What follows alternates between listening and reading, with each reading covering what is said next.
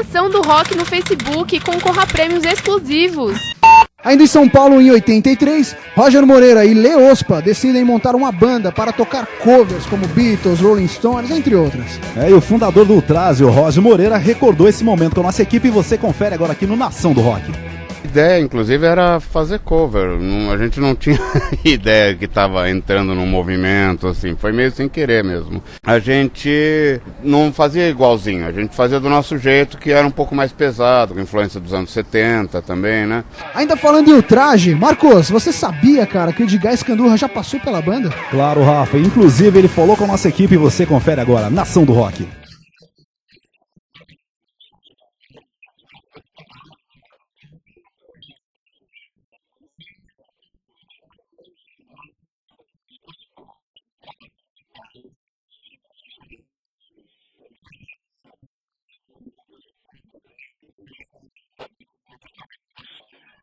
Na década de 80 surge a banda Gota Suspensa, que lança um LP independente. No final de 84, a banda muda o nome para Metrô e grava o primeiro disco profissional totalmente experimental. Rafa, foi você que fez essa matéria? Fui eu mesmo, então, cara. Conta pra galera como foi. Conversei com o guitarrista Alec Ayat na nossa redação. Dá uma conferida aí, Nação do Rock. Quando a gente gravou o primeiro disco, era na virada da New Wave, a gente fez meio a meio progressivo, meio New Wave, e já tinha essa linguagem mais moderna. E foi o embrião do Metrô. E ainda em 84, o Titãs grava o primeiro disco, tornando a música Sonífera Ilha um fenômeno radiofônico. Sonífera ilha, descansa meus olhos, sossega minha boca, me enche de luz. Sonífera ilha. E você conferiu aí Sonífera Ilha com Titãs. Outro nome importante para a década de 80 foi o de Kiko Zambianchi, que aos 23 anos sai de sua terra natal, Ribeirão Preto, e vem para São Paulo, capital, tentar a sorte.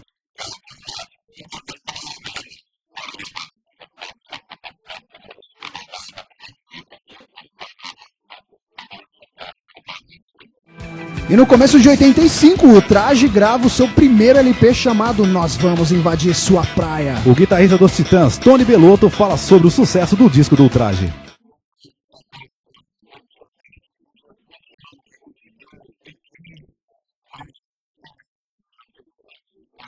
E ainda em 85, o ano foi marcante para o Barão Vermelho. Convites para tocar no primeiro Rock in Rio, Cazuza sai da banda e segue em carreira solo, e logo em seguida é diagnosticado com vírus da AIDS. Luciana Araújo, mãe de Cazuza, contou para nossa equipe como foi descobrir a doença no filho, considerado até hoje um dos maiores poetas da nossa música. O momento mais difícil foi quando a gente descobriu, muito duro, mas eu sempre tive esperança de que aparecesse uma cura. Então foi isso que me alimentou os anos todos em que eu acompanhei ele doente. E meu marido também sempre dizia, não, vai aparecer uma cura, a cura vai surgir, não sei o quê. E eu acreditava. Eu queria acreditar naquilo, porque você não acreditar para mim ia ser terrível, não só para mim, como para as pessoas que nos cercavam, para ele, por Cazuza, que foi pior, né? Ele perdeu a vida no auge da beleza, da juventude. Em meados de 85, o RPM lança o primeiro disco, Revoluções por Minuto, chegando a vender 600 mil cópias. No começo de 86, a banda sente necessidade de fazer um disco ao vivo. Surge então o segundo LP, Rádio Pirata ao Vivo, como nos conta o Batera PA.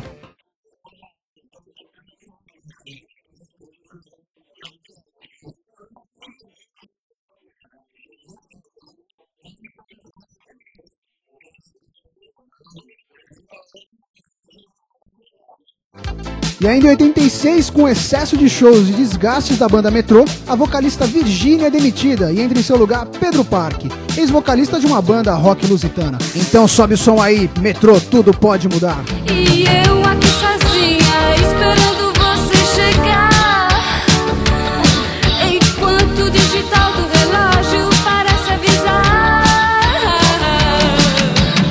que no balanço das horas tudo pode mudar. E você curtiu Tudo Pode Mudar com o Metrô. 86 era um momento alucinante do rock nacional. E é justamente nesse ano que o disco Cabeça Dinossauro dos Titãs é lançado. Pô, o Titãs ganhou disco de ouro com esse álbum, cara. Até hoje eu tenho o vinil Cabeça Dinossauro. O disco é apontado como um dos mais importantes da história do B-Rock, como disse o próprio guitarrista Tony Bellotto.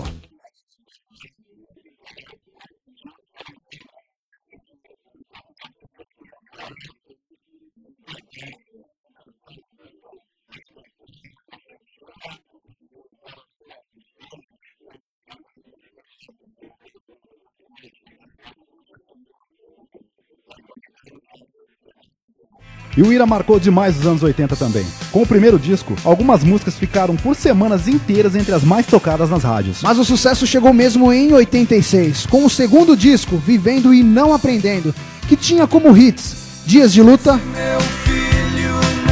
Envelheço na Cidade e Flores em Você. E vejo flores em você. O B-Rock tão autêntico sem nhenhenhen. Em 87, o Traje grava o seu segundo disco intitulado e fez o lançamento do disco na Avenida Paulista em um shopping center. O Roger, que já é sócio do nosso programa, lembra bem dessa data.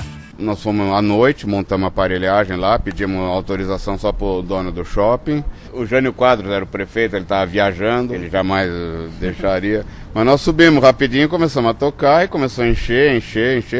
E encheu as duas pistas da Paulista, né, e a esquina toda, os prédios em volta. Se a gente soubesse o que a gente estava fazendo, seria bem irresponsável, porque tem muito hospital ali.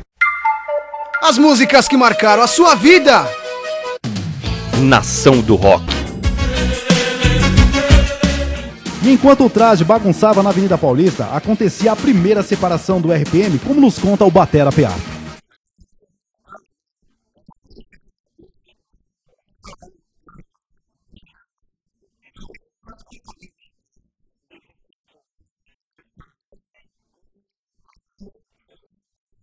A banda se separa em 87 e retoma as atividades em 88, lançando o LP Quatro Coiotes, com vendas iniciais de 250 mil cópias. A banda ainda tinha um destaque, pois chegava a empatar com o rei Roberto Carlos. É empate em termos de vendagens, né? E o Paulo Ricardo nem pensava em ser o quase galã, do tipo Fábio Júnior do século XXI. Sinais de vida no país vizinho, eu já não ando mais sozinho. A história do rock é aqui. Nação do Rock! Mostra tua cara.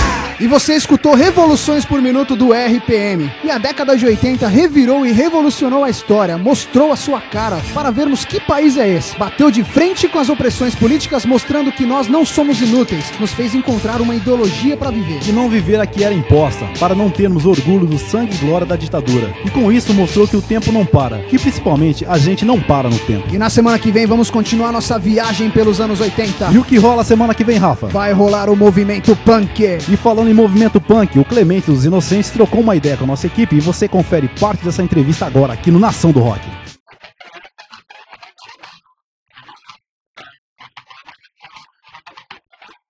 Quero ver essa entrevista inteira e outras também? É só sintonizar no Nação do Rock da semana que vem. E não deixe de acessar o Facebook ou o Twitter do Nação do Rock. Valeu, Nação do Rock, até a próxima!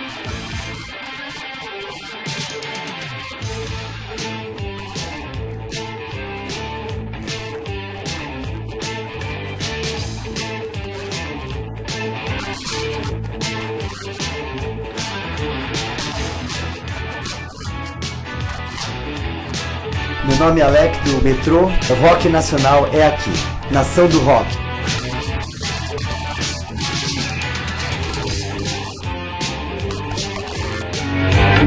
Locução, Rafael Souza e Marcos Pimenta. Edição, Rafael Souza. Roteiro, Guilherme Cardoso. Produção, Carolina Morgana. Assistente de produção, Bruno Sacramento. Direção, Daniele Faria. Assistente de direção, Diogo Garcês. Repórter especial, Agatha Rainha.